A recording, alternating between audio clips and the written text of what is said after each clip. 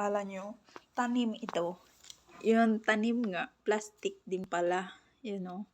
Tapos, isang beses, diniligan ko yan. Puta, sabi ko, plastic pala ito, hindi pala tanim. Diniligan ko pa. So, dito, may tanim dito. Na ginadiligan ko, tapos nahulog ng tubig.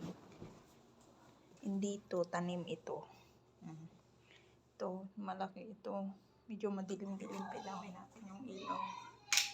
Yun, maliwanag na. Yan, tanim yan. Yun o.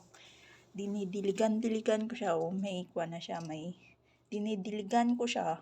Tapos yung tubig niya na kwan sa sahig. Yung pag diniligan ko na naman. Ito isang tanim ito. Laging maalikabok. Yun o.